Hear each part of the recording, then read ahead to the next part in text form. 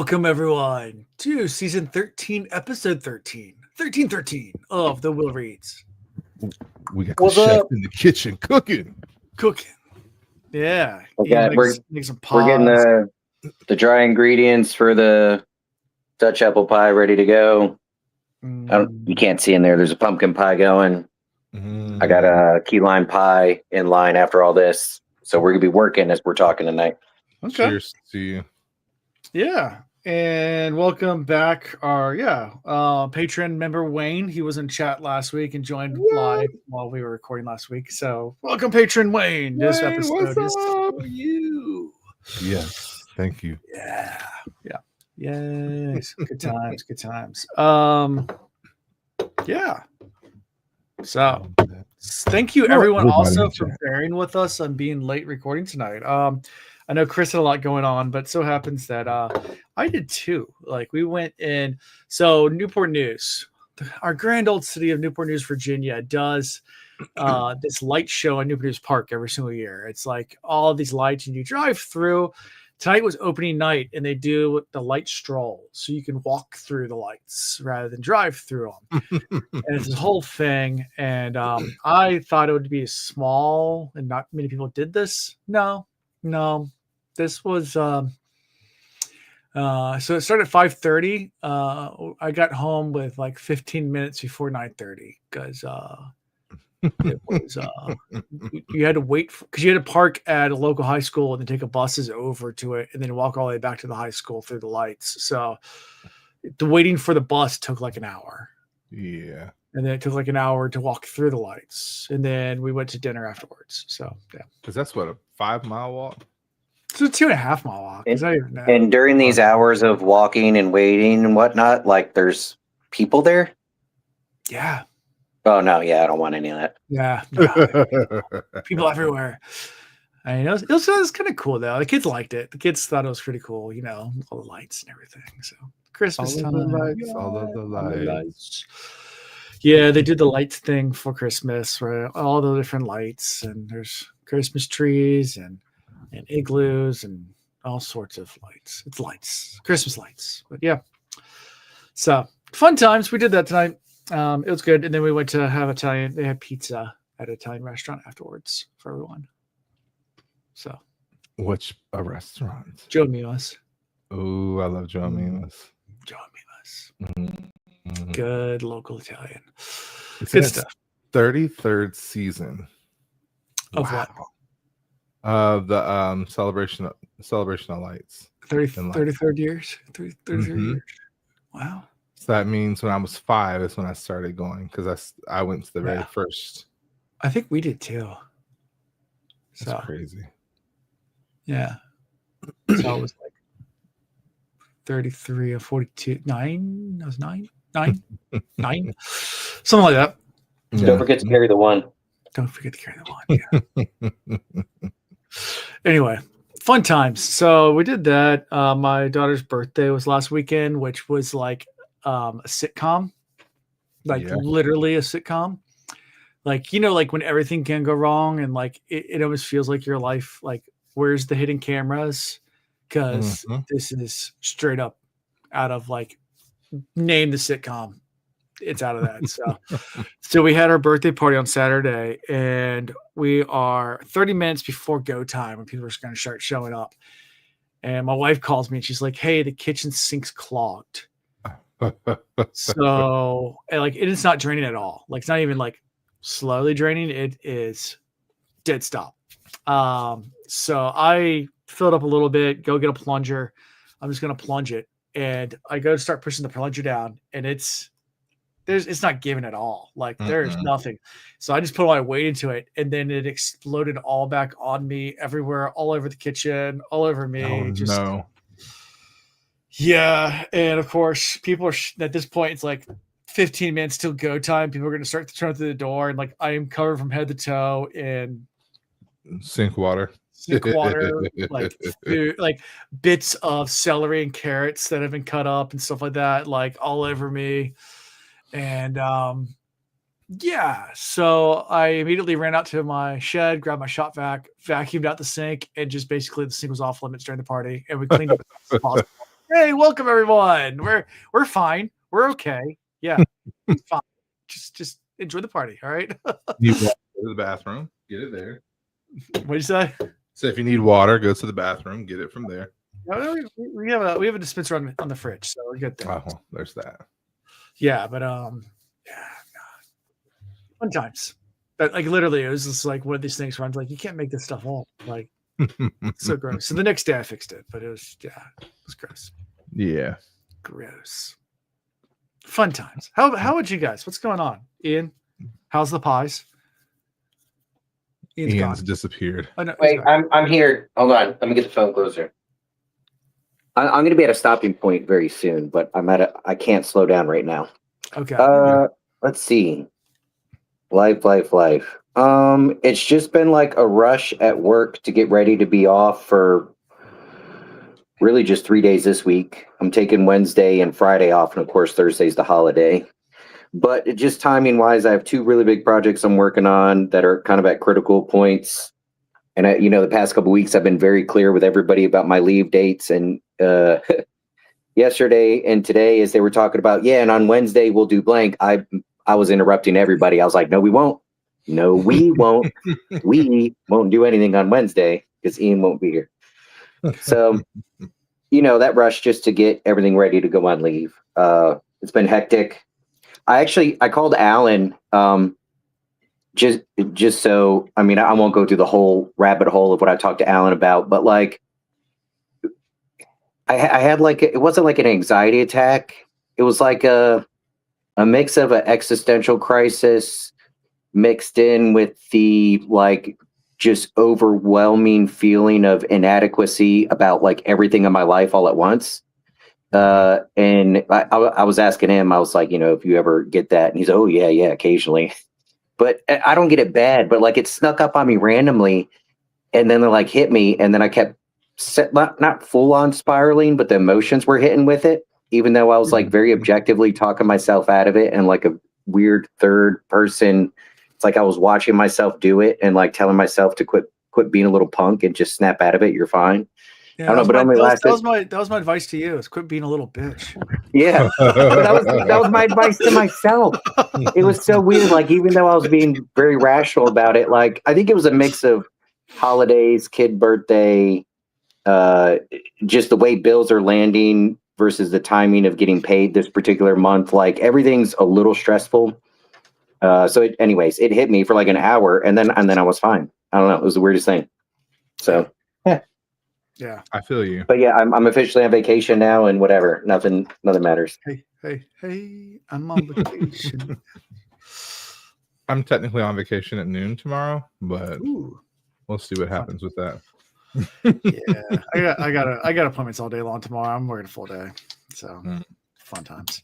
They want me there till 4, but everybody in the office is like, yeah, we historically leave at noon. What do you want us to do? I was like, I'm not going to go against history. Yep. If historically we leave at noon, then historically we're leaving at noon. We're gone. Yeah, no, I got a full day appointments tomorrow, but then I'm off Thursday and Friday for Thanksgiving. So yay! That's it's an American holiday. I know Canada already had their Thanksgiving. They do it in October or something. They're weird and stuff. Yeah. Here in America, we do our Thanksgiving on the right day. On the right day. It's always interesting. I always look back and our non-American friends always wonder about Thanksgiving. Like, what is this holiday? And it's always hard to explain. It's a holiday. We eat a lot of turkey. All right, that's what we do. I did spend 1 year Thanksgiving in. Was it Malaysia or Singapore? It was one of the two. I think it was Malaysia, but they don't have turkey there. So we just had chicken. Still works. Some poultry. But yeah, we eat turkey. It's like the only day of the year where you really eat a lot of turkey. Lots and lots of turkey. Yeah. But yeah, it's good. We eat a lot of food and hang out with family. We're hosting this year. So I'm it's gonna be fun. You're funny. I was reading about why. What's up, sir? No, he was muted. What's up? He's in charge of the pumpkin pie, so we're overlapping territory right now. I got to get out of his way. It just beeped. Yeah, you better, because he's bigger than you. He thinks he is. I think he could take. I think he should try right now. On some days, he thinks that. Dad is slow, but I still got one good one in me, and he don't want it. I think he can pick you up and slam you on your head. Yeah. Do it.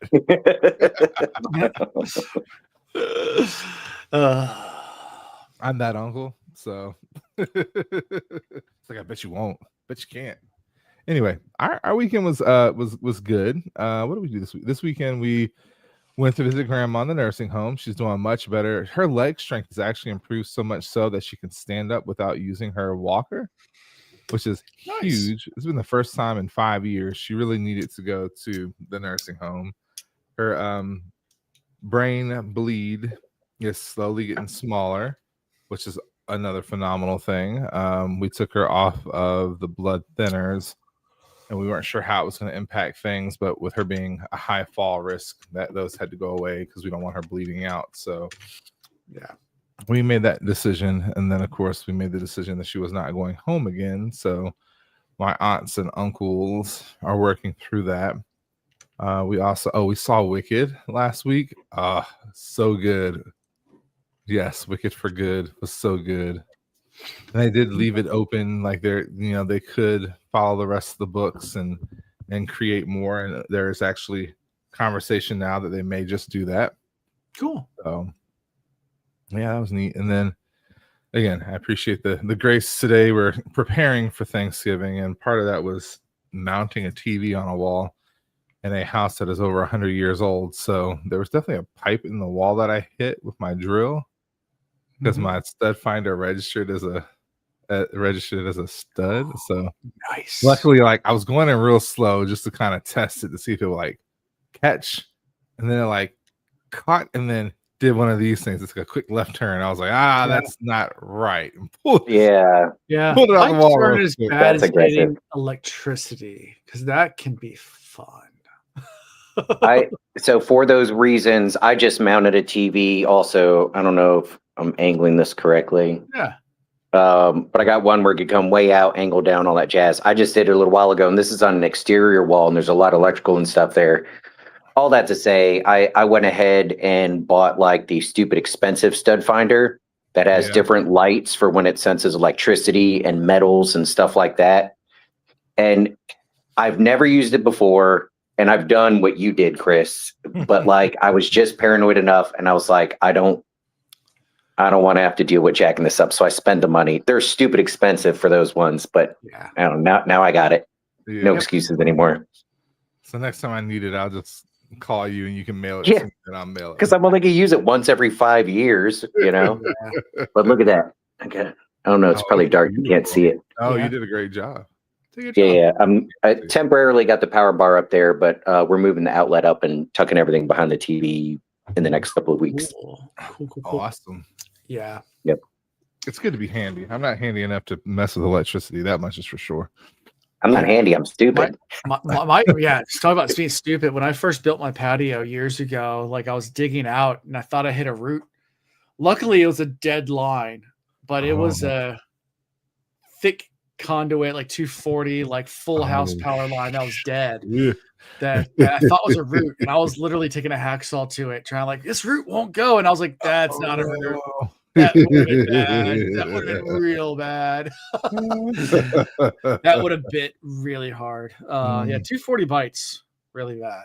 120 is what most American houses are, 120 volts, but we do have 240 coming to most houses for our big appliances and things. And that it hits. It hits you hard if it hits you. Yeah. Right in the soul. Yeah. The soul leaves the body usually. It's like channeling 500 weaves at the same time, very intricate and large weaves. Yeah, we'll get there. That's what it feels like. Segue, chapter 30. Let's talk about some Wheel of Time. Men dream here. Oh, by the way, there's a really good eggnog out right now. It's like in a glass bottle, homemade. And then the Fox Distillery. Which one is that? In Williamsburg.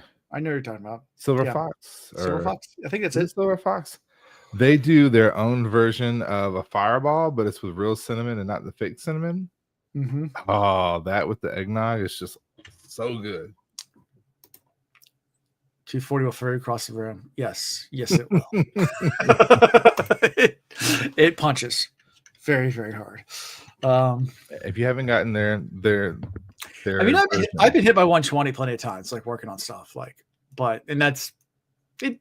You feel it. When I started electrical work, the old guy that was teaching me, like, I went to go get my tester to make sure it was off, and he's like, "Nah, bro, it's 120. You ain't got to do that.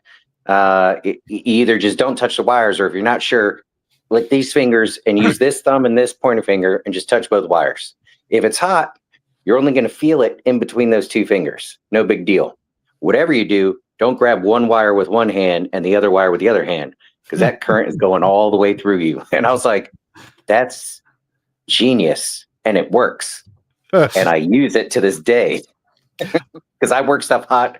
If I'm doing a ceiling fan or light fixture, if I'm lazy, I'll work it hot, and I just quick test. Sorry, just flashbacks to Ian used to own a boat, and we got Dave to work on electricity for us, our friend Dave. And we're down below playing poker, and he's up working on the wires. You could ask him hey, do you want us to turn the electricity off? I was like, no, I'm good. And literally every 5 minutes you'd hear fuck, and all the lights would go off. And he was like, are you okay? He's like, yeah, I just got hit. Go ahead and turn the power back on. We're like, are you sure, dude? Well, you've been hit 5 times. That's a whole different world, because tapping into running lights and stuff that also connect to the house battery, DC power will kill you quicker than AC will. Yeah. Because DC won't let go. Yeah. AC blows you off. DC grabs you and don't let you go. Oh. This is why I have electrician friends, so I don't have to touch that stuff. And now I'm gonna go find the fancy stud finder the next time and rent it from. It's worth it. Yeah. Find someone that's got it, or convince your father-in-law that he needs one, and then borrow it. That's coming next. I do that with my dad sometimes. I'm like, Dad, you need this tool. Sweet. Can I borrow that for a weekend? Mm-hmm. Do it all the time. So Men Dream here, chapter 30. Start with Faile. Check it one more time. Yeah, Faile is walking with Lucille and Solanda. She's a parent too, right? She just left Perrin. She's Perrin's about to go lay in the wolf. Go into the wolf ring. Yeah, he's about to go. Yeah, and she's meeting with the women who went to go to the White Cloak camp to deliver the letter. And they tell Faile that Galad is telling them that they must ally with the Aes Sedai before the last battle. But they're kind of making arrangements just in case things go bad at this trial. Yeah, they were actually thoroughly impressed by Galad, which I thought was interesting. But we all are. And she seems to be slightly impressed as well. She's just not happy with what he's asked of her husband, because essentially Perrin's walking to his death, essentially. I mean, we don't know that for certain. We have no idea what the judgment is going to be. Yes, that does. Faile's getting ready to throw down. Faile's not going to let something happen to her husband. So she's got everybody up in arms and ready to protect if it comes down to it. So yeah, my wife has been using my camera. And I'm like, yep, that's weird thing. Yeah. She had a job interview the other day, and they did not take her to the second round. I think she's overqualified. They literally told her, they asked her, with your qualifications, why are you applying for this job? I think somebody may have felt threatened, because sometimes like that. I mean, I was on a board for a nonprofit a while ago, and we had to hire a new executive director for it. And the person who actually was overqualified, we didn't hire because we needed someone that was more not going to use this as a jumping platform. Yeah. So we needed someone that for consistency. Like, and we didn't hire her not because she wasn't qualified, because like you're way overqualified, which means you're not staying. It's the stopgap for you. You were literally going to be here for a year and just use it as a gap to go somewhere else. And we needed someone that's going to be for long haul. So literally we turned down like someone that was like had way more experience and way more like credentials and had run a lot larger nonprofits and actually had a PhD. And we're just like no. Yep. No. You're muted, Ian. No. I don't know if you're commenting on that or not. Okay. But yeah, so it happens. I mean, sometimes that's at least from the other side of the table, how people, if you're overqualified, sometimes that's kind of like, they're like, yep, no, we need someone that's going to be here for the long haul. And so, as much as we want Perrin to be here for the long haul, we have this fear that that's not going to be the case. Yeah, I think he'll be okay, but the Perrin's going to take a nap. I think he'll be okay, but I keep going back to Perrin's big fight. His contribution is not in the waking world, and we're starting to see that more and more. Oh yeah, you think so? Oh yeah, let's go right. Let's go to the dream world. So Perrin's in the Wolf Dream. Let's cue the '90s montage training music because we are going right to it. We forgot about the conversation with Luan and how she coincidentally saw him as she was walking, and she's like, "I just want you to remember that you're going to have Ashaman ready to go, and you're going to get him out and have Archer set up." And he's like, "This isn't a coincidence. You had no." It is a coincidence. If my husband asked, it was a coincidence. He's like, right. Coincidence. I don't want to sound like a hypocrite, right? Because there's been other situations where people have been manipulating other people, and I've spoke out very strongly against it. I think having a good plan B is not the same as like manipulating a person. Like she's more than willing to let Perrin do what he feels he needs to do. But her threshold is, I'm not letting this dude die. And I get that. And so she has a strong plan B to like a contingency in case stuff hits the fan. So I'm okay with it. I'd be doing the same thing she's doing. So let's go back to this 90s training montage of Hopper and Perrin. Like, jumping around. Hopper's trying to come out of the fangs, and he just moves stuff out of the way, like fades, and then the mist. He grabs his hammer and tries to slam it in Hopper, and it's like this crazy back and forth. Where Perrin's really leveling up here, like being able to control the dream. In my notes, I'm like, he's just become super comfortable with the dream. It's probably more comfortable in life in the dream than he is in life at this point. Yeah. And he's learning how to move in a way in the dream that he literally can walk on water. Yep, like he does that. And then Hopper makes a bunch of shadows out of mist, and he's like, all right, I'm just gonna make everything dry. And the mist all disappears, like, haha, gotcha. Now, did he, in my mind, it went so fast, he even switched between wolf and human. Now I don't know if he I think he did. Like that just shows the type of control he's getting now. He's shifting back and forth. He really is learning how to embrace the whole of himself. And, the conversation is make the world yours. So that's my thought process, is like your will is what the world is, not how it should be, but how it will be and how it is. Like, he can literally use his mind to shape this world, which is crazy. Yep. I also feel like there's a little transition of, it doesn't matter the form he's in. Like it's part, like he is both man and wolf. I don't think like transitioning from one to the other ultimately is going to give him an advantage. It might right now, but I feel like part of the revelation he's coming to is with his gifts and talents and abilities, he can control everything. This is the Neo moment, really, of, oh, wait, like I don't have to, I can dodge bullets, but I don't have to. I can literally just wave my hand and stop them, He's starting to believe. Yeah, he's starting to believe. Like that's the vibe I'm getting here. Yeah. Agreed. Yeah, but Hopper even says though, you're not ready though. Like you can't beat Slayer yet, and we need to train you faster. So we're gonna go to where men dream. Because when you go to where people are, people have messed up dreams and they make nightmares all the time. And that's a good place to train because you're gonna run into some crazy ish. Yep. He said men dream here. This is a place of all. They went to Camelin. Said here dreams are big. And here you can find nightmares to fight and hunt. Yep. Just remember, it is not. It is false. It is wrong. Right. Yep. Yeah. So Perrin enters. So hold on. Flash back to right about where I am in the reread, and when Egwene is learning about the dream world from the wise ones, the talk of nightmares and how people's nightmares linger behind them and everything, that happened even back then. Yeah. And remember when Egwene tried to chastise Nynaeve, when Nynaeve went to where did she go? She went to the White Tower. And this is actually how they found out that Swan had been deposed.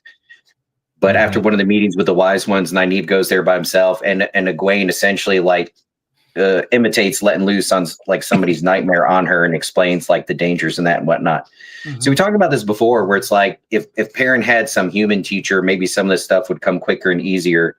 But we're working with what we got, and he's getting there. Yeah. He's gonna run into Egwene one day, and they're gonna look at each other and be like, "Wait, you can? Okay, all right." Spirit. Level up. Oh yeah. But here's the thing that I've kind of been trying to parse out in my mind, right? Egwene enters Tel'Aran'rhiod, and then she also enters or can enter into the dreams of others, but it's like all the other dreams are bubbles around her. Okay. It's kind of like how I envision it. Sure. It's not this way for Perrin. So are we sure? It's not how the wolves interpret things. It's not how the wolves interpret things. But so is it the same world? Is it Tel'Aran'rhiod? Is it actual dreams, or is this another place in between the awake and the asleep in the sleep? I don't know if we got the answer to that, so I'm not going to answer it. We might have already had the answer to that. And so I think it's a different place. That's what you're thinking? Okay. Yeah, that's what I'm going to go with. Okay. Sure. So Perrin enters this dream and finds a person who is running from shadowy things, like some woman. He's like, but he does go to Camelin, so he's clearly in dreams, right? But like, why is it like one big dreamscape instead of many small dreamscapes? I'm not following you. Like, what do you mean? I know what you're saying, but I've been trying to think about how to describe it. It's almost like there's another layer to how you control Tel'Aran'rhiod or the dream world, and like I think you can change like the framework itself and how you approach it. Okay. Sure. Because all right, for example, like you were saying, as they're teaching Egwene, there's regular Tel'Aran'rhiod, and then there's going into people's specific dreams, where in people's specific dreams they have more control. So it seems very distinct, and they're like separate. Yeah. But then with the Wolf Brother thing here, it's like they're in this Tel'Aran'rhiod type place, but then all they do is travel to Camelin, and now all men and women are able to dream there and have their specific dreams and nightmares there. I think what you're getting confused about is not all dreams are in Tel'Aran'rhiod. So some dreams are just dreams. Like that's a different level of dreaming.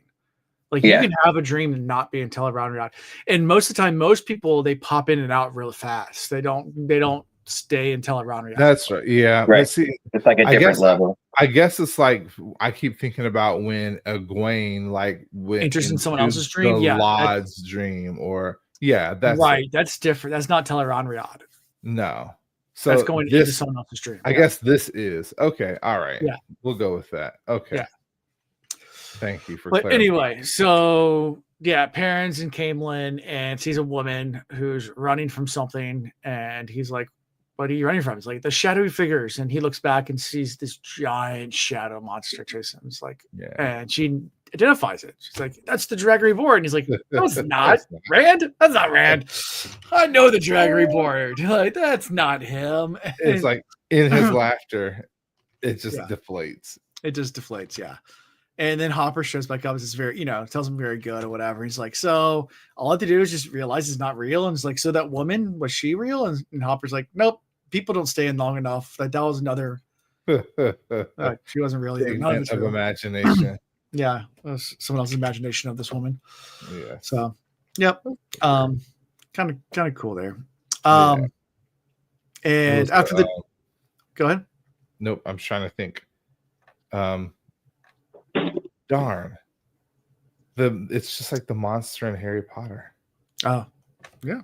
I just can't think of the name of it right now. A boggart. Is that boggart? It? I don't know. Yeah, I can't remember. It's the ones that live. It has been. It's the ones that like live in. Gosh, they use it defense against the dark art. Yes, ridiculous.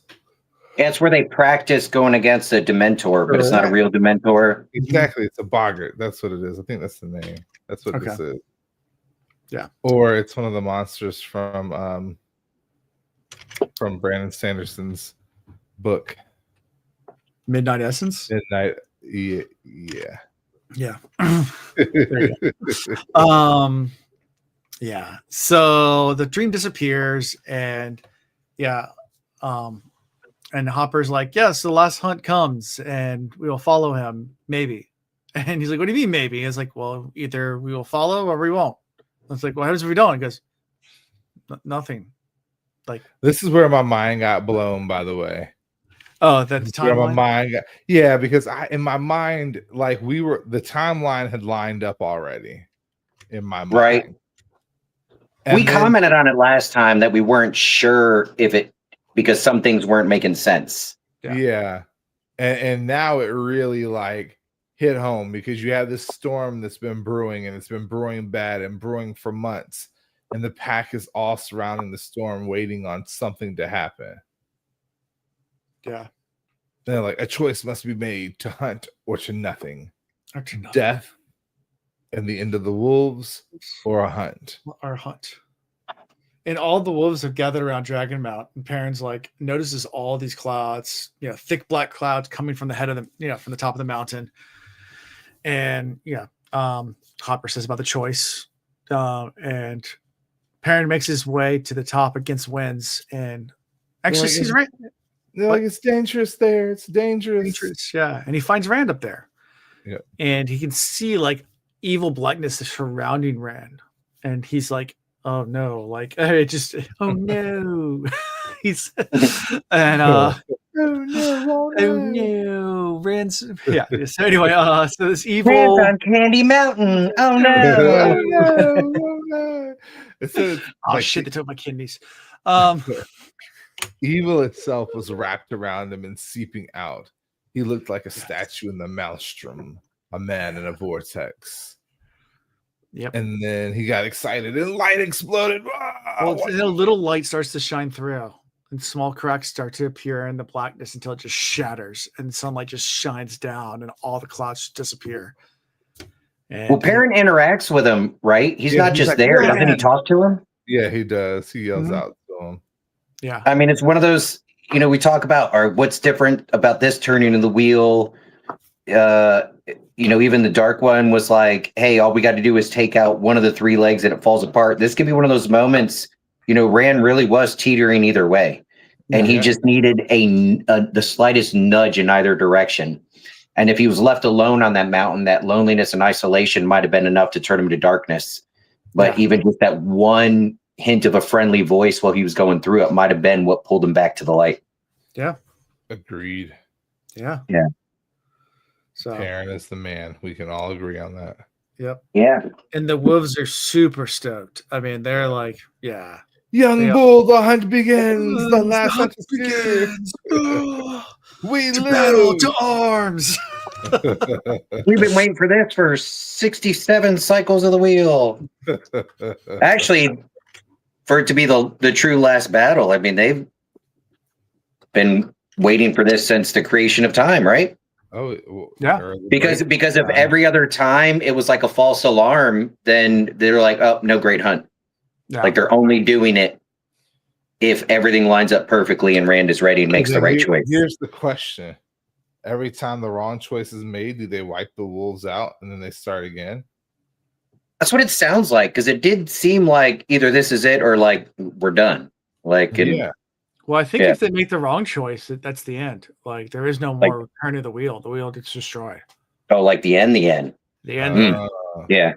The nothing's coming. They knew more than they were letting on. That's what it was. The nothing. These wolves, they're sly. I like them. Never ending story. You know what? The never ending story is like a void. It is. So into the void we go. Yeah. Which is a special place, at least in my family's heart. My brother, the house he lived in college, they called the void. It was a shithole. They called it the void. That was a big party house. The void.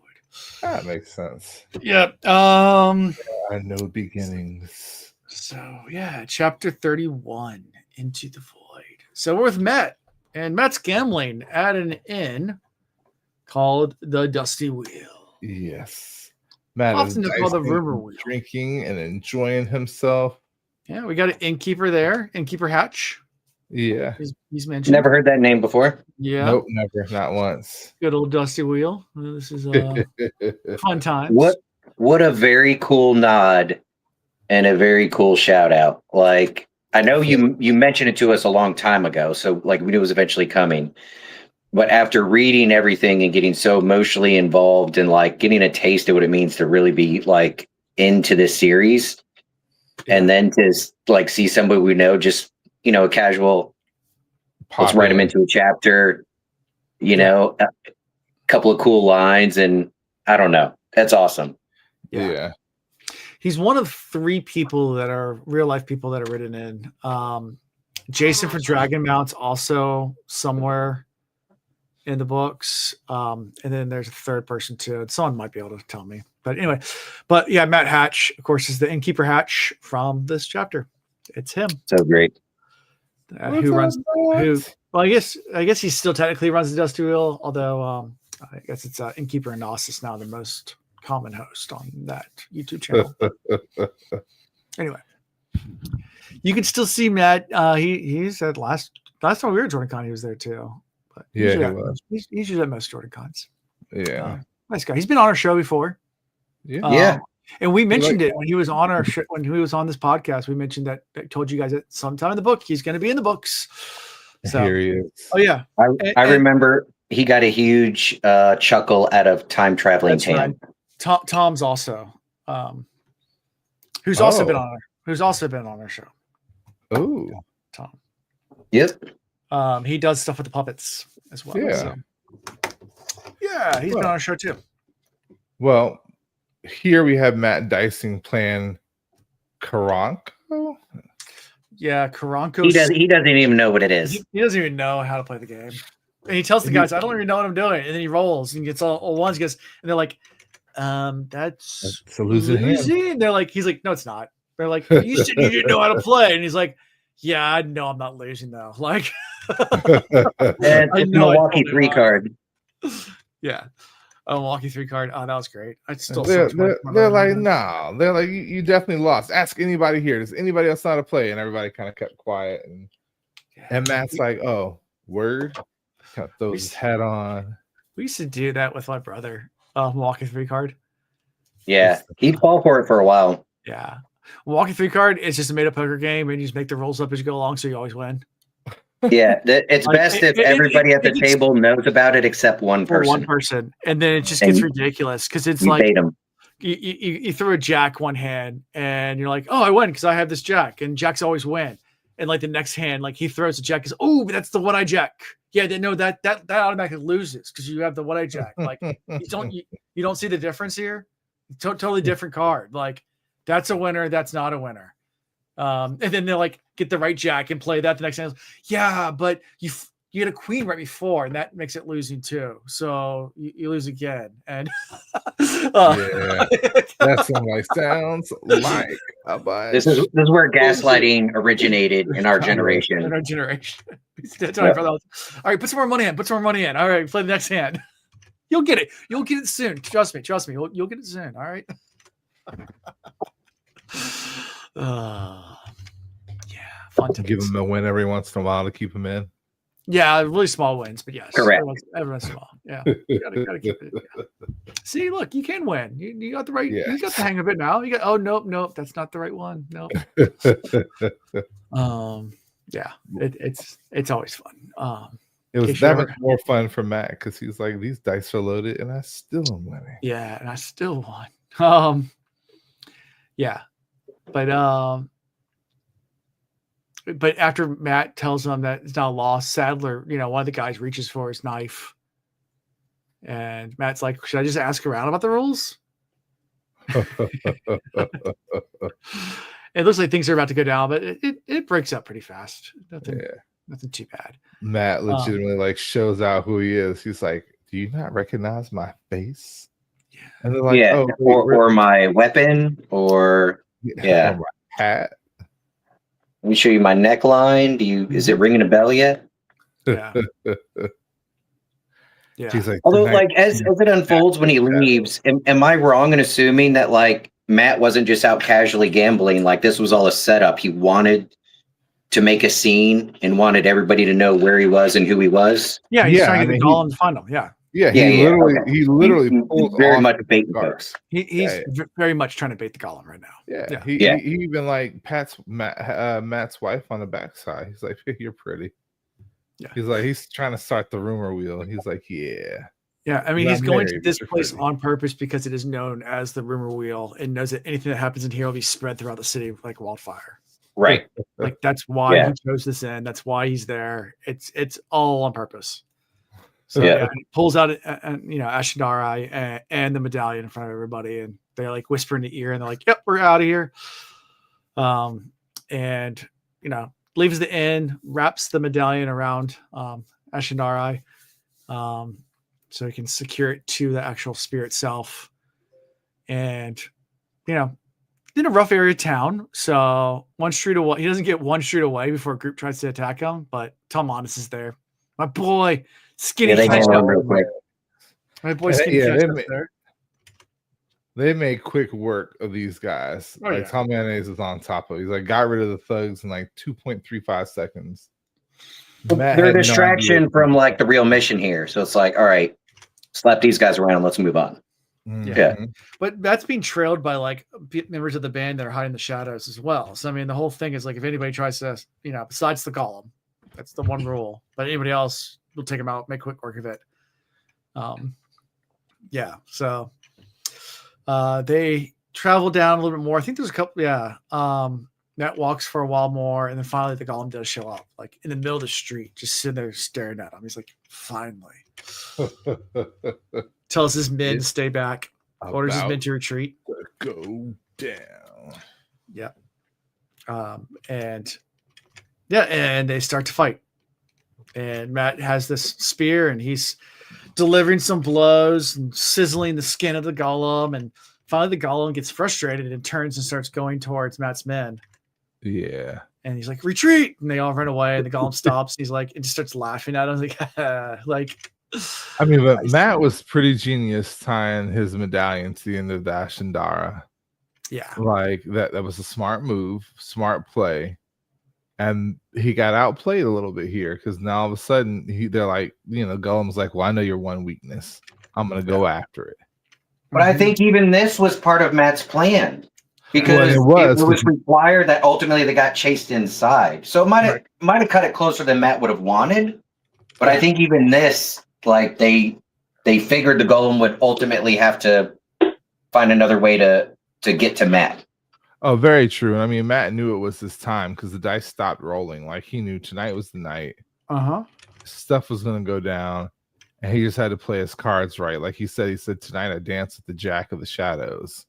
Yeah. So he's in full Matt attire, the hat, the Ashendaran. He's got the medallion. He's got a scarf low so everybody can see the neck.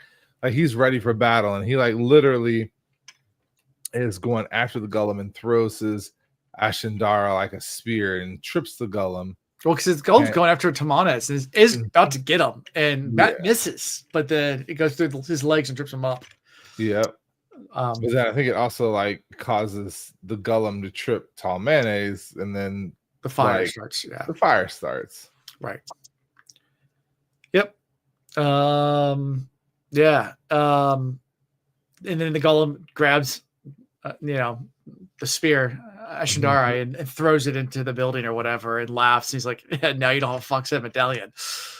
It starts coming at him, and Matt reaches in his pockets and pulls out the 2 more and slams them. You're right. I don't have a medallion. I got multiple ones. 2 medallions. Yeah, and the golem's like very, very smart thinking on his part, and I'm sure it's not just his thought process, but to have. No, turns out his actual plan was pretty bad. There were others that helped with this plan. Yeah, he was just gonna shove the medallion down the golem's throat. Yeah, see what happens. It would have been effective.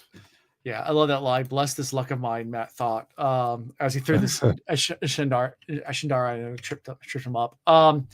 Yeah, and then of course the other Foxheads are tied to like chains or whatever, so he can like whirl them around. So he starts like pushing the chains and whips, or just chains and hot sex. And hot sex. Okay. Yeah, chains, whips, hot sex. And the golem rushes into the birding building. Matt follows.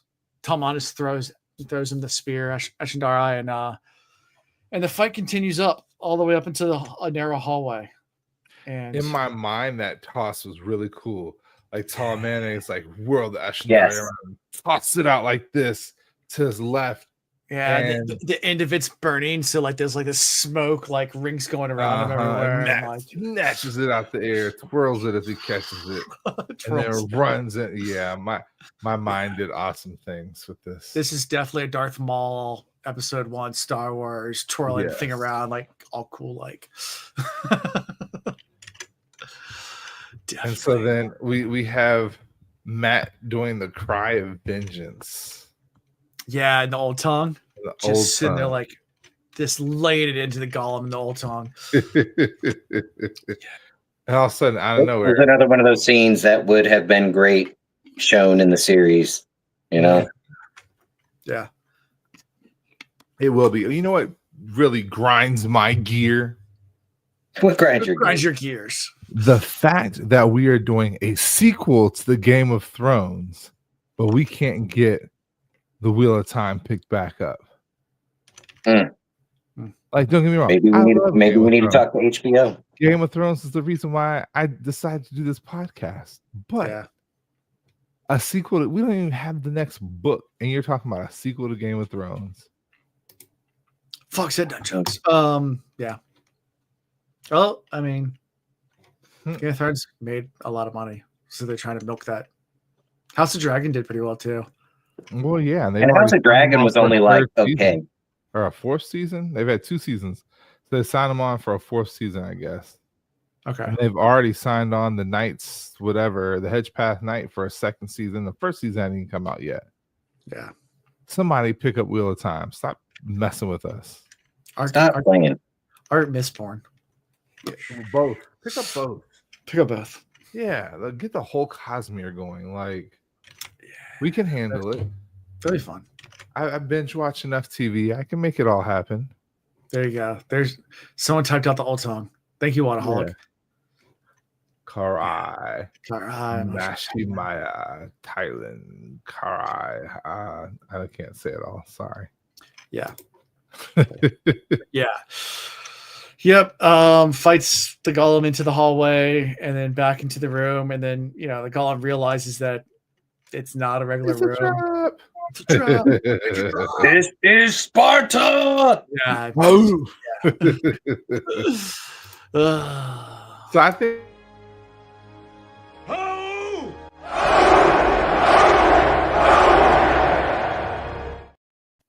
This really was like the apex beautiful setup. Like, out of nowhere, you have a void, and Matt's like, "I hope it really does go forever." kick. I hope you don't die. I hope you just fall for eternity. Like, that was an awesome way to end that Gollum. Yeah. So Miko created the void. Yeah. And he's like, are you sure it goes forever? Like, don't let me down. She's like, well, as far as we know, anybody that's fallen's never made it out. So never been heard from again. And then he spits like bloody spit after him. So like for all of eternity, he has to fall with like the spittle just chasing after him. Like, right? and at the end of it all, Tom Mayonnaise is like, hey, Matt, make sure you collect our pay for this too. Yeah. Which I thought was hilarious. That man is such the entrepreneur. He is such the opportunist. He's like, my boy. He's like, we did this for the queen, so we should get paid the queen's AIDS ransom. Like, make sure the band gets paid. Oh yeah, how many murders happened in the city? We just took them out. I expect some compensation for this. Yeah, they owe us.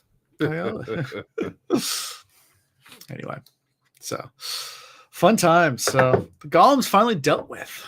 Of course, the it's not Aes Sedai. The kinswomen are kind of salivating over the extra medallions, and Matt's like, nope, one's for Tuon, one's for Oliver.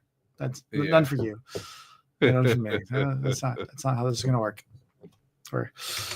We ain't doing it that way. Yeah. Sumiko's like, ooh, medallions. Yeah. Don't worry. By the time Egwene really thinks about it, she'll have made 50,000 more, and she'll hand them all out. Yeah, possibly. Any final thoughts from all this? That's a fun scene. I like this chapter.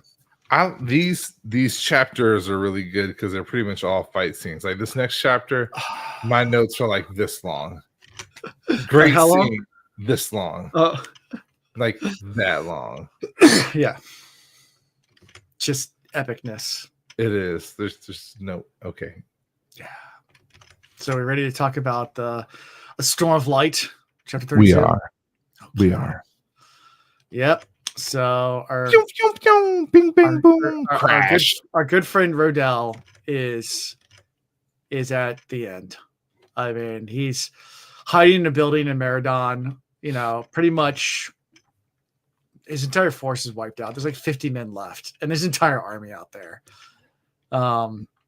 He's like, we've done a phenomenal job. We've drawn them in. We know when they're coming. We can hear them when we're coming. We attack when we can. It's guerrilla warfare. Yeah, and he has like set up like a bunch of oil. It's like basically set up one final trap to burn everybody inside, and as many Trollocs and Fates as he can to like go out in one last like hurrah. Like I'll take as many out as possible, so I'm going out. Yeah, I was getting nervous at this point. It crossed my mind, and then I started thinking, "Holy cow, what might happen?" I was thinking, what if he gets captured and he gets turned into like a dreadlord, and now he, with all of his skills and strategy, becomes like one of the great captains that Rand or Lan has to fight against? Interesting. That would have been cool. That'd have been rough, because you couldn't hate him. Even when we became a bad guy, we as the reader, you could not hate him. Yeah. Deep down, you'd be like, Rand, you done did messed up. Yep. Done did messed up. Yeah. Take your ass down to Oshag Hennessy's office. Yeah. Who? O'Shaughnessy? You mean Principal O'Shaughnessy? Yeah. And yeah, Rodell's looking out and sees this force coming up the street. He's like, here comes the Trollocs. This is it. But wait a minute, those aren't hoof sounds. Yeah, that's soldiers. So, and it's Davin Bashir, our boy Bashir. Yeah, this is a moment. Like, I really did. I was at that point where I was like, damn, we're about to lose Itralda. Like he struggled. He worked hard. Like, he deserved better. He kept his word. Yeah, he kept his word. Like, I was like, this is one that we need. He's a real hero. And so to hear those boots, I was like, finally, they're getting some help. But he's a little upset that it took so long. They're like, I started with 200, I'm down to 50. Yeah. I mean, earlier, but Bashir was like, "This is my home. Like, I appreciate what you've done. Like, there's no way I could thank you any more than saying what I'm saying, which is, you held our home, and it wasn't your home to hold, but you did the thing." Yeah. And so it's like, well, what about Jan, or what is the guy's name? And then he's like, well, he died. He's like, well, he was the real hero here. Yeah. Yeah. Well, even Bashir was like, and all, the men said he fought till the last minute and Yoli. Yeah. Was surprised about the whole situation of who was in charge and why the real person in charge was locked up. And yeah. We got to point out though, like, instead of glazing over it, our author here does a really good job in a very short time frame of reestablishing like because their countries, nations bordered each other. Yeah. Like they had respect for each other, but there was a little animosity as well. Like they didn't really assimilate, integrate, anything like that. So like both of them were kind of expecting some confrontation between the two.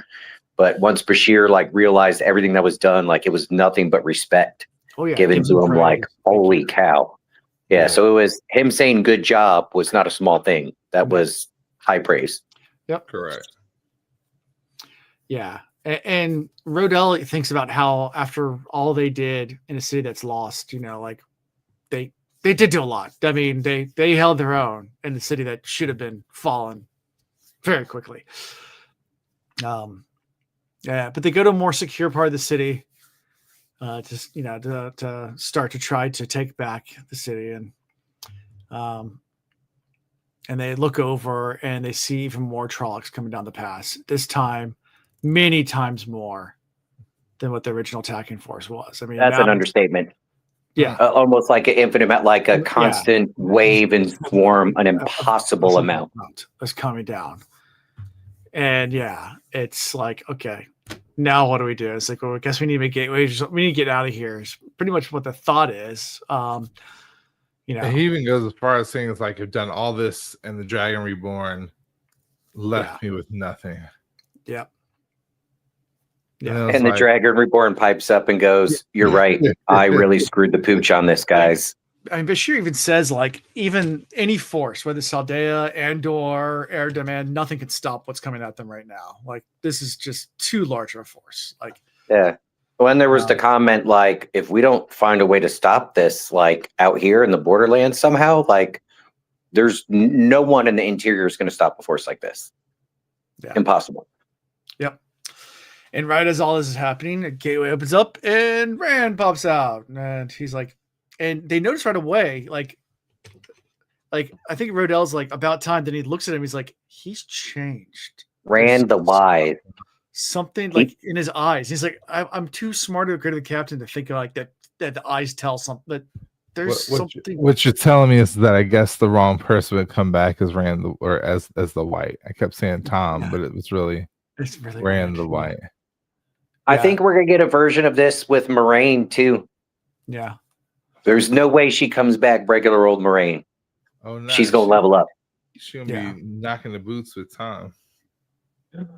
Yeah. What if we're wrong about who the female channelers are that are going to be like tied up with Rand in the end? What if it's Nynaeve and Moraine and Lan dancing around as the warder? Yo. Could be. Yeah. But then we get this. We get this crazy epic scene. There's no way to describe what happened except for just epicness, because they're like, we should go, and Rand's like, no, I'm not gonna allow Trollocs to take the city. They can't have it. Yeah, he's like, not this one. There's not on my watch. Not on my watch. Yeah. Hold my beer. Let me make a gateway. I want to put some emphasis on that too. I semi in my head rehearsed this thought a few times, so like I could get the point across without getting emotional. Rand is fully taken into account. He's looking around, he's absorbing everything that's happened. Mm-hmm. And he's like, he sees the look on Ituralda's face and the men, the few that are left. And he even comments, at some point in here, how like, or maybe it's later on, where like he recognizes that what the Dark One's trying to do is snuff out that last bit of hope. but he sees all the sacrifice that got put into this and all the sacrifice that got put into holding this ground and how impossible of an order it would be to retreat from there and tell these men to walk away from the sacrifice they just made. And, you know, I won't go too far down the rabbit hole, but, you know, to tie it to real life, if you ever had a chance to talk to Vietnam veterans, there are plenty who saw combat that had that moment, that same feeling, but they weren't allowed to and weren't able to do anything. You know, they had to pull out. Yeah. And that feeling of walking away and giving up that ground that was bled all over on all sides, like, is something they struggled with their whole life. Yeah. And I have friends, specifically the ones that, you know, after our Iraq deployment, they went to Afghanistan a few times. And one of them in particular that was there when we pulled out of Afghanistan, and he's a good guy and he loves his country and still very proud of, you know, what he did, but he don't talk about it and nothing pleasant comes out of his mouth. Yeah. I mean, how can you, with everything they put into it, just to walk away and see it get swarmed and overrun by, I mean, not just the people that took it over, but, you know, we did so much work. What I did in civil affairs, we did so much towards the end, and opening up schools and, you know, getting running water and this, that, and other in places that didn't have it, getting girls involved in schools and education and getting them to feel somewhat safe in their communities. Yeah. And like literally in an instant, all of that got taken away and all those efforts were taken away. Yeah. So it's great that in this book, they had a Rand that could go, actually, I'm like all powerful. Fuck this. I'll just fix it. Yeah. Yeah, but there's plenty of examples in real life. I mean, that moment hit hard for me. Yeah. So. Yep. But he steps to the gateway, takes 2 maidens with him because he's not going to disrespect the maidens anymore. So he allows 2 to come with him. And they immediately go up and take a spy glass and look out. And immediately the Trollocs turn because you see one guy just show up in the middle of the field. And they all start charging at Rand. With a couple of maidens. He was not alone. Yep. He had 2 maidens with him. And then for their honor, he didn't need them, but he was not going to dishonor them again. And then the amount of weaves that came out, like even I think one of it was, Ashman Naif. He's standing there beside him, just gaped. It said, "Want to put it on there?" I've never seen so many weaves at once. I can't track them all. Like there was fire, there was ice, there was tornadoes. He's just sitting there like throwing like just. I mean, after the smoke clears, there's a pile of tens of thousands of dead Trollocs. Yeah. It's like in 3rd grade when you played Magic against that one kid whose parents just bought him all the awesome cards, and then he plays like 20 of them in a row, and it's like, do you even know the rules of the game? And he's like, the rules are I win. I'm like, you know what? I'm not your parents. Fuck you. Yeah. Screw you. I tap all my mana 6 times. Yeah, but pretty much, and Rand is God tier Rand right now, and just lays waste to Shadowspawn. Good point, to the shadow. Yeah. Because when it was done, I forget who it was that took notice. They look around, they were like, he didn't destroy any of the fortifications, any of the buildings, nothing. Like literally just destroyed the Shadowspawn. Precision. Yeah. That Drakkar, he takes out with ice, he takes out the Trollocs with fire, tornadoes. I mean, no way to explain this other than tens of thousands of Trollocs dead within an hour. Uses death gates, which are use those gates that he did with Logain before. Yeah, those are pretty cool. Like Pac-Man, like munching through lines of people. Yeah. Yeah. Yep. Crazy. Yeah. Just storm of light. Yep. So after it's all meanwhile, there's a squealing pig in the background that people kind of notice, but they can't look away from the awesomeness. Right. Yep. They go find that out. And yeah. Yep. So Rand comes back. He's super tired, and they go to inspect the screen, and they find Lord Verum Sarum, and they find him in the corner. He's pulled Event Horizon. Please tell me you have an Event Horizon clip. I wish I did. I was counting on you. I let you down. This was a it. little graphic Everything for built YouTube, up. though. Like, bro, it'd have been worth it if we got booted for that. That's sign me up. Event Horizon, rip your own eyes out. Yep. Yeah, he's missing his eyes. He took him out with a quill. His wife has jumped out the window to her death. Yeah. And you have Bashir, like, I can't believe it. My own cousin was a dark friend. Yeah. He's like, the Dark Lord is going to protect me. The Dark Lord is supposed to win. No. He's like, here's a man that was like loved by the queen. Mm-hmm. And now I'm like, was she compelled at all? Yeah. So many people have been fooled. There's plenty of fools in this book too, or in these books. You know, it's not all overt evil and shadow and darkness. There's a lot of casual influence and nudging and whispers and Agreed. Yep. This is why I question literally everything. That even if I'm like at a news source that I tend to like or agree with, if it gets me starting to feel a certain way that I didn't come into it feeling, I immediately question. And I'm like, what is it how is it they're doing this to me, and what are they trying to get me to think? Like, I just don't trust anything. Nobody. No. Don't trust anyone. I feel you. Especially if Alan calls me and he has nice things to say. I'm like, all right, what the fuck's actually going on? What is this really about? I usually follow with don't be a little bitch. I'll say some nice things and I'll finish it out. You know, do. You tied off nicely. Yeah. I appreciate that. Papa didn't raise no bitch. I'm just saying. maybe yours did, but mine didn't. Mine didn't. I forgot to play this clip. Yeah. So Rand looks out over the field. So you have chosen death. Chosen death. He gives it to him. I forgot I had that clip. I should use that more often. Anyway, yeah. So Bashir's pretty taken aback about his cousin being a dark friend, but at the same time, that's the end of this whole scene. Pretty epic. It is, and then you kind of have the meeting with Cat Swain. Yeah, he's still evil. Okay. We find out the king of Air Daman is still alive. Yes. So yeah, Min's studying a book, wondering about Rand.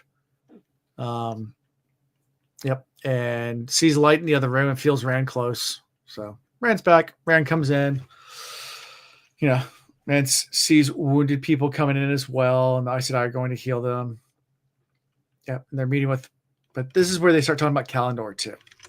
So that's kind of one of the big parts of this is, you know, they start talking about the prophecies and that 3 need to use Kalendor, and there's like, so the prophecy are mixed about Kalendor, and Rand's still trying to figure it out. It's like, maybe I need 3. Yeah. But yeah.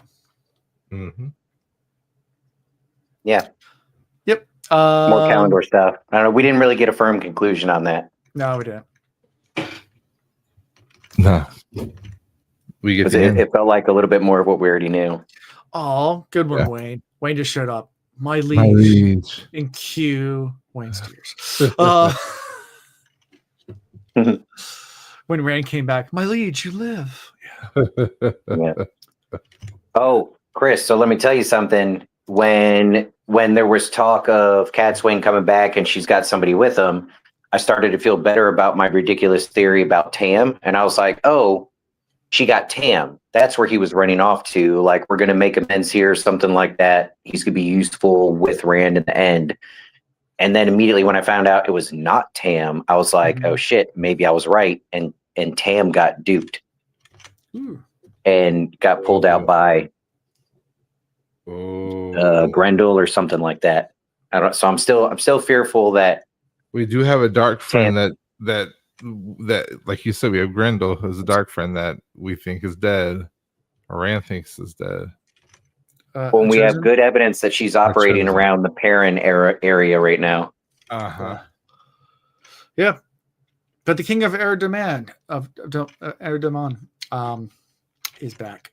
Yay! And The White Tower, right? The White Tower had also Matt and Stephanos, and yeah, they're like, how many monarchs is the White Tower keeping? Like, and were they somehow compelling them to stay there? Because on the one hand, okay, it's great you got your leader back at a time like this. That's kind of needed, but also never been a fan of those leaders that are like, all right, it's getting rough, so I'm a deuce out and hide myself for the greater good.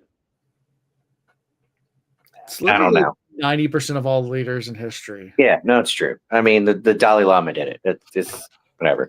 It is what it is. His situation is a little different, though, I guess. Well, I guess there's kings of England that have done that. I mean, it goes back centuries. Sure, it's a thing, but I'm like, I'm more of like the William Wallace type. It's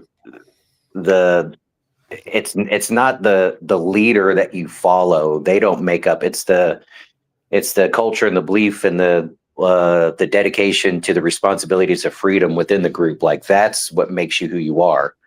If you lose those things, if you start operating out of fear and cowardice, if you sacrifice freedoms for safety, like then you're losing, well, everything. Mm-hmm. But a leader, nah, Yeah. But man, I'm not a hater of our politicians per se, but like, yeah, we said it before. If the aliens showed up and they're like, we took out all the politicians and your president, you guys are screwed. We're gonna be like, nah, we're not. We're good. We're good. We're good. Fine. We're good. And in fact, I don't like that you stepped up on our land like that. So we're gonna rally real quick, and you're probably worse off now. Yeah. Probably. Yeah. I mean, it's there's like videos about there why America's impossible to invade, and it goes through everything. It's like, let's say somehow you're able to invade the East Coast, you'll make it as far as Appalachia, and then you'll hear the maybe, and then you'll hear banjos playing, and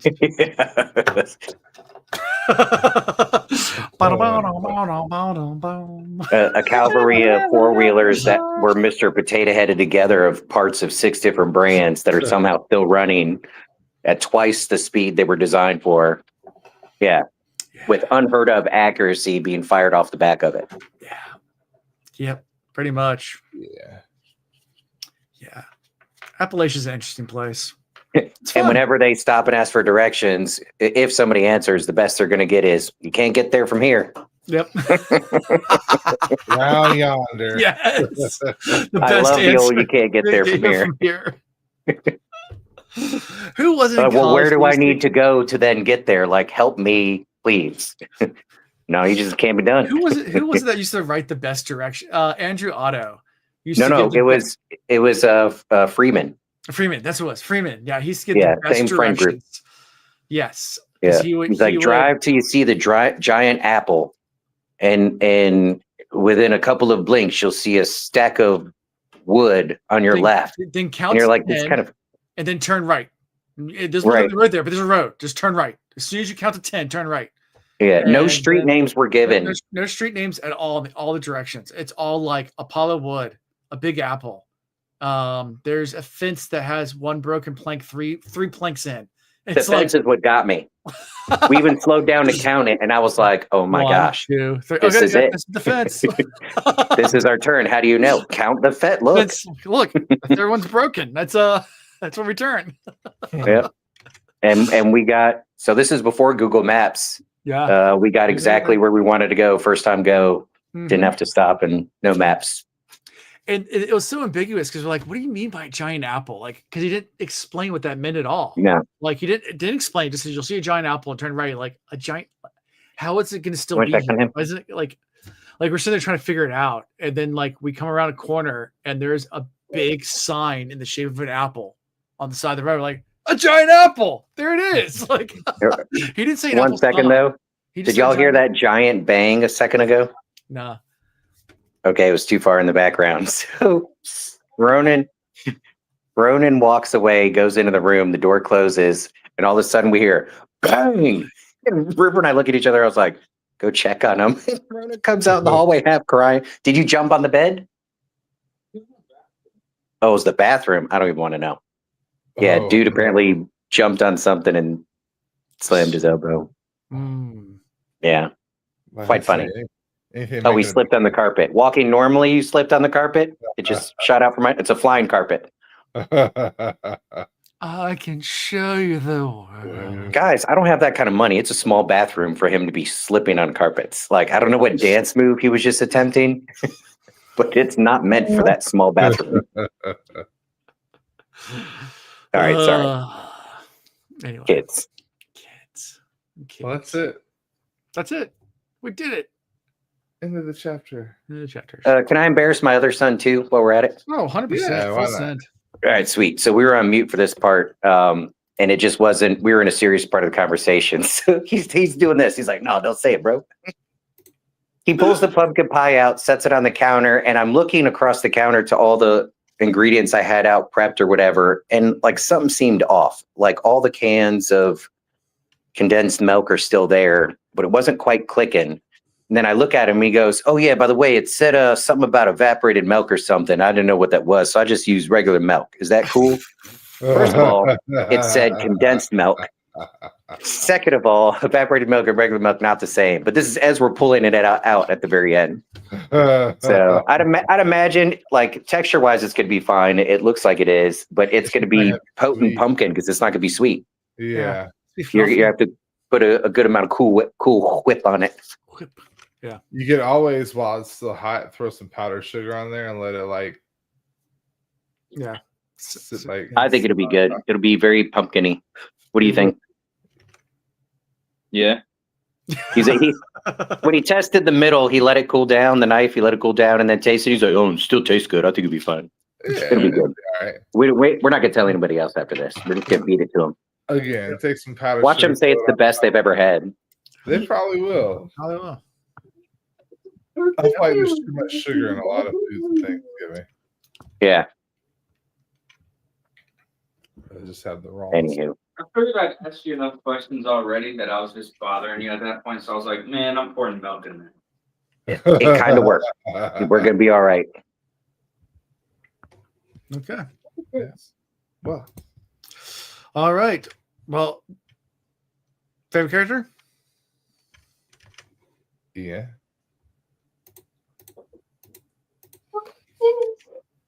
I mean, there's a handful that could get a strong vote. Our El Capitan. Rodell. Yeah, no, Rodell. I think he's got to get it again. Yeah.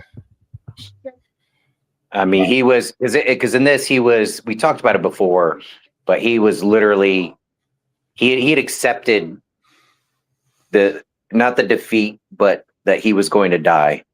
Yeah. And he was just going to hold on for whatever amount of time he could get out of it. He was there, and he did literally everything anybody could have done. Yeah. So, but definitely not tall mayonnaise. That piece of crap. That's who my pick is. If anybody here claims tall mayonnaise, they're a dark friend. Dark friend. My favorite for this chapter will be the Gollum. You know, Nice. R.I.P. Gollum. R.I.P. Mm-hmm. Well, or the bloody spit that is chasing him for all eternity. That's exactly why. Because he has to stare at it like, don't. If I slow down or if I hit rock bottom, I get smacked in the face by bloody spit. Like, yeah, if it ever stops. Yeah, so. But if he goes for eternity, like, I mean, we've seen Castaway. Eventually, you make friends with like inanimate objects just so you don't go crazy. He's gonna be having conversations with this little bloody ball of spit, giving it a name. It's like it's only his only company. Yeah. Yep. So Wilson, the bloody ball of spit. That's my favorite character. Yes. Yep. I'd say, yeah, good point, Wayne. Talmadge remembering about combat pay. Really? I mean, hazard pay here, man. It's hazard pay. It's a good pick. It's a good pick. Yeah. I'm really at that. So next week we'll be doing 3 chapters, and then the following week we got to schedule some time, guys, because there's a live reaction that's been requested for the chapters. Not next week, but the week after. So just keep in mind, not next week, but the week after, we're gonna have to schedule some time for a live reaction for the Patreons. So that's coming up. But next week we're doing 3 chapters, and those chapters are a good soup. Chapter 33. 34 is Judgment. Bum, bum, I've got plenty of that. And finally, Judgment. And 35, The Right Thing. Judgment is going to be Rand taking on the Ashaman, the Black Tower. What we're specifically... No. Haim. No. What are you thinking? Who else gets to be judged? Oh, Perrin. Oh, yeah. Dang. That's a more obvious one. Yeah. Whatever. I like mine. Although it's clearly wrong. I need this ish to be like, I feel Perrin's anxiety for him. I need this to be over with. Whatever outcome there may be, I need the angst to go away. So Perrin gets to get his judgment so he can either die or move on with his life. And we know we're close enough to the end. He really could and should have. There should be some sort of revelation about what this whole connection to the wolves really is in a meaningful way. Oh yeah, 100%. Like if it was early on, I would say, well, you can't just reveal that now. But you're so close to the last battle. We know Perrin and the wolves have got to be a part of it. Yeah. What could we do here to reveal it to the people for what it is? Yep. Get the people what they want. Keeps people going. Good soup. I mean, good soup. I love some good soup. Dude, I love some good soup. You know what else I love? Good tea. Maybe there's soup and tea. Good tea. Yeah. Dude, that was the best tea I've ever had in my entire life. When I was in Malaysia in the Cameron Highlands, they have tea, like giant tea farms. Tons and tons of tea plants. We went to one, and I mean, the tea there was so good. So good. Fresh. Good tea. Fresh tea. It was good. Good stuff. Yeah. So, anyway, good time. So, that's what we're doing next week. We'll be back Tuesday. On a Tuesday. Unless anybody has anything else going on. I don't have anything else going on Tuesday. So, no. Nope. Cool. All right. Sounds fun. So, yeah. How you can be found is at thewheelreads.com, where you can find links to our Discord and our merchandise and Patreon. If you want to come see our live reaction in 2 weeks, you can join that thing. That will be available to our patrons, where we listen to the chapters and react to them live and talk about them a little bit, kind of like a pre-episode. We save all the good stuff for the main course for you guys watching or listening, listening or watching. But if you want to see some live reaction, yeah, come check it out. Join. We'll appreciate it. And yeah, click on those links. Don't forget to like, subscribe, all that fun stuff. And that's all I got. So I'm tired. I'm ready for bed. And me too. I'm old. Until next pie. Peace. A pie. Goodbye. A pie. Thank you for watching The Wheel Reads. Until next time.